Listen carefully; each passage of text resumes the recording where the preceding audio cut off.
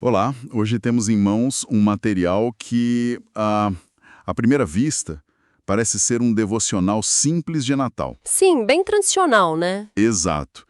Mas, assim, olhando mais de perto, ele tenta desempacotar um dos conceitos mais pesados e centrais da teologia cristã, que é a reconciliação com Deus. Com certeza. A nossa missão aqui é entender como o autor transforma essa ideia, que pode soar tão abstrata, em algo que ele chama de o presente indescritível de Deus.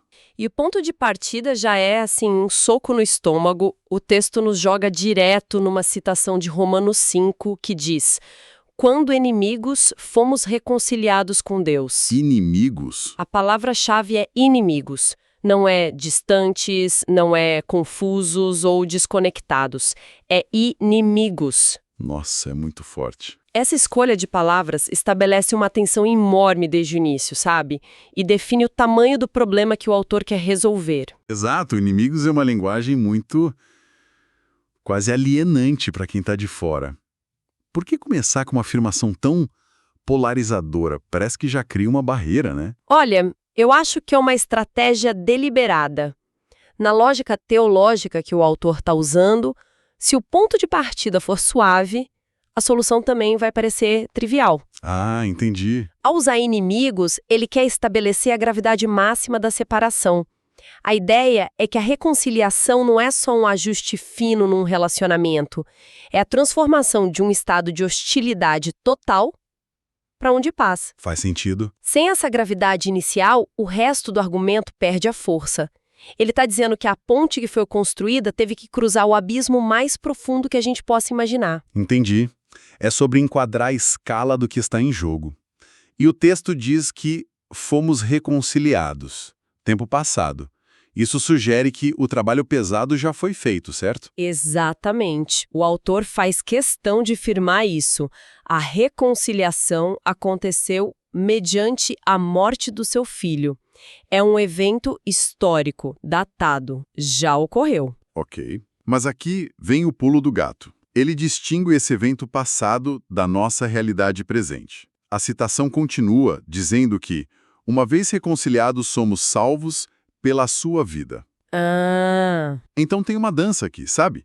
Entre o passado e o presente. A morte dele no passado abriu a porta, mas é a vida dele no presente que nos mantém dentro da sala, por assim dizer. ok. Então a porta foi aberta lá atrás.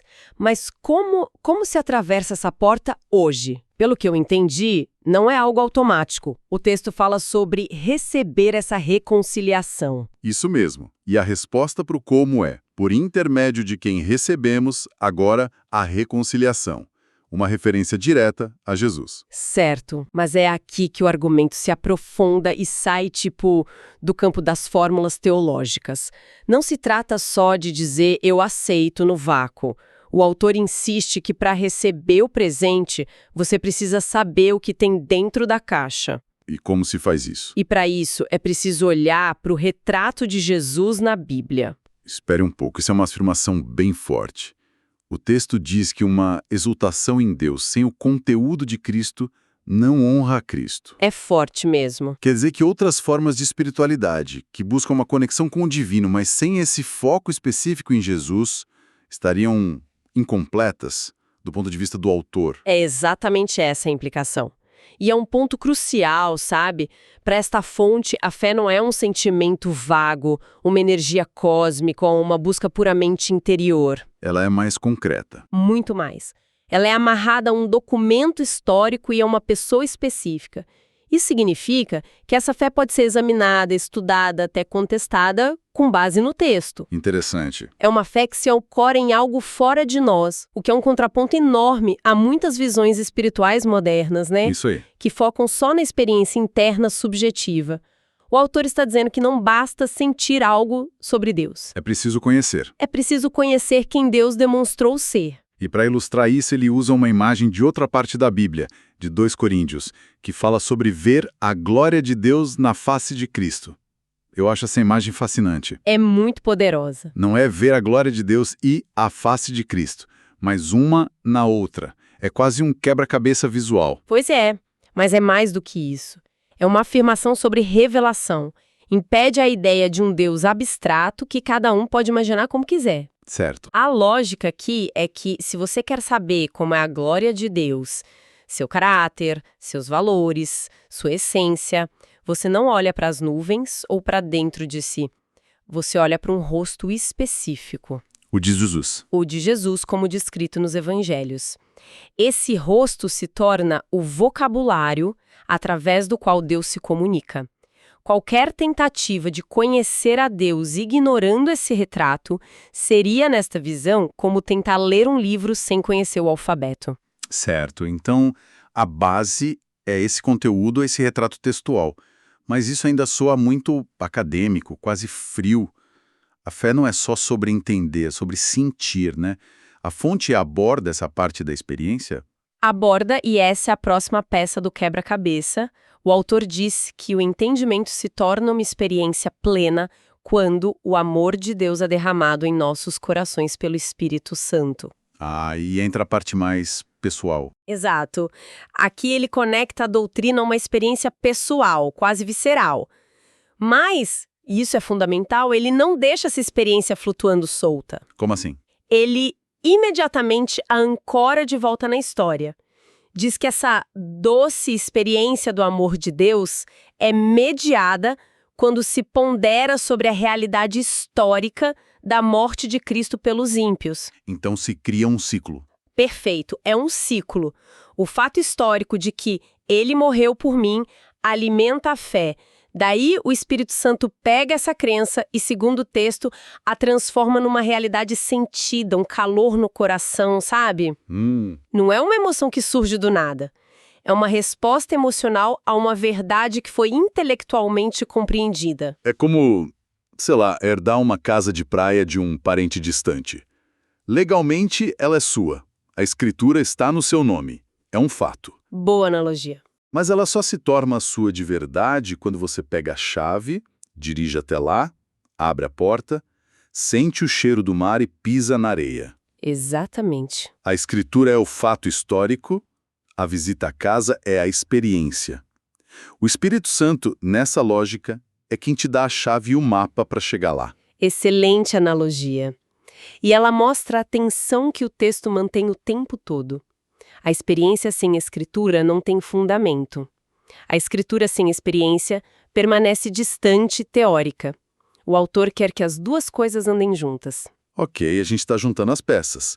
Um fato histórico, um conteúdo textual para entender e uma experiência pessoal para sentir.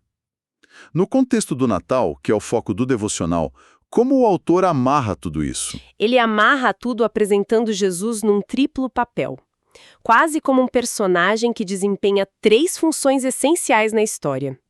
Primeiro, ele comprou a nossa reconciliação. Isso volta para a ideia da morte dele, o lado mais transacional da coisa. Essa ideia de um preço foi pago é muito poderosa, né? Ela aparece em mitos e em histórias no mundo todo. Sim, de sacrifícios a heróis que dão a vida. O que há nessa metáfora de transação que a torna tão ressonante? Porque ela fala de justiça e de valor. A ideia de uma dívida sendo paga satisfaz um senso humano profundo de que as coisas erradas têm um custo, sabe? Não podem ser simplesmente ignoradas. Certo. E também atribui um valor imenso àquilo que foi comprado. Se o preço foi a vida de Cristo, então o valor da reconciliação é, na visão do autor, infinito. É uma linguagem que tenta quantificar o inquantificável. Certo. E o segundo papel? O segundo é que ele nos capacitou a recebermos a reconciliação. Isso é sutil, mas muito importante. Não basta o presente estar disponível. A gente precisa ser capaz de pegá-lo. É como se alguém te desse de presente um software caríssimo, mas seu computador é muito antigo para rodá-lo. E não adianta nada. Pois é. Cristo, nessa analogia, não só te dá o software, mas também te dá o upgrade no computador para que você possa usar. A fé para receber o presente é, ela mesma, parte do presente. E o terceiro papel é o clímax de tudo. O próprio Jesus resplandece como o presente indescritível Deus na carne. Essa é a grande virada. Essa virada é genial. Ele não é o carteiro, ele é a carta.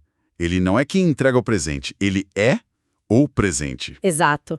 E isso muda tudo. O objetivo final não é só ter o status de amigo de Deus no papel. O objetivo é o próprio Deus. O relacionamento em si. O relacionamento.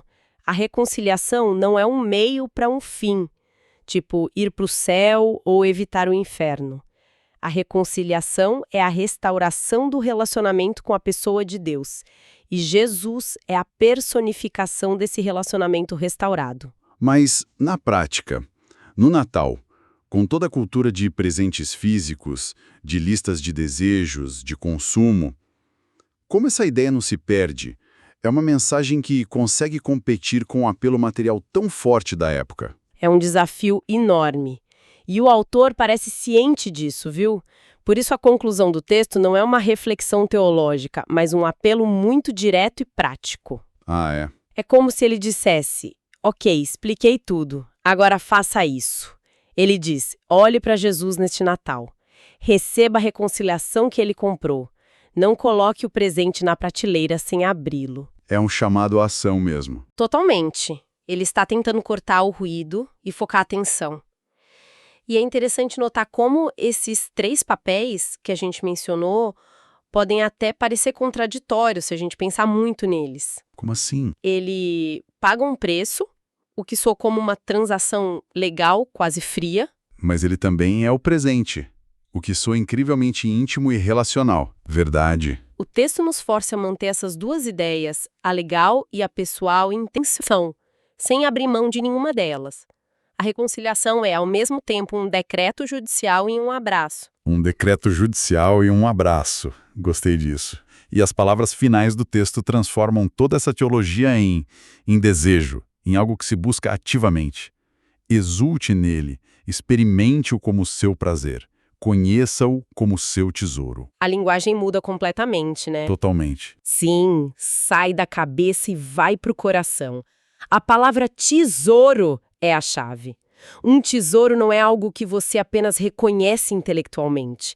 É algo que você valoriza acima de tudo, que te dá alegria, que você protege. Certo. O convite final é para que a reconciliação com Deus através de Cristo não seja apenas uma crença correta, mas a fonte da alegria e do valor mais profundos na vida de uma pessoa. Então o que a gente viu aqui foi muito mais do que um simples texto de Natal. Foi uma construção argumentativa densa, Bem densa. que parte de um problema radical, a inimizade com Deus, apresenta uma solução histórica e multifacetada, e culmina não apenas num novo status, mas numa nova fonte de alegria, o próprio Deus, revelado em Cristo. Exatamente. O fio condutor em todo o texto é essa centralidade inescapável de Jesus. Ele não é só um mensageiro ou um exemplo a seguido. Não. De acordo com esta fonte, ele é o arquiteto da reconciliação, o conteúdo da fé que a sustenta e, no final das contas, o próprio objeto da alegria que ela produz. Ele é o caminho, o mapa e o destino. E, para encerrar, um pensamento para reflexão. O texto insiste que a exultação em Deus requer o conteúdo de Cristo encontrado na Bíblia. Sim, ligando a experiência espiritual a um texto histórico. Isso. E isso nos deixa com uma questão interessante. Se a experiência da fé é mediada por um conteúdo textual e histórico, como isso molda a relação entre o sentimento pessoal e a verdade objetiva numa jornada espiritual? É uma ótima pergunta. Como se equilibra a doce experiência no coração com o retrato de Jesus na Bíblia? Onde termina a interpretação pessoal e começa a fidelidade ao texto? Fica aí a provocação.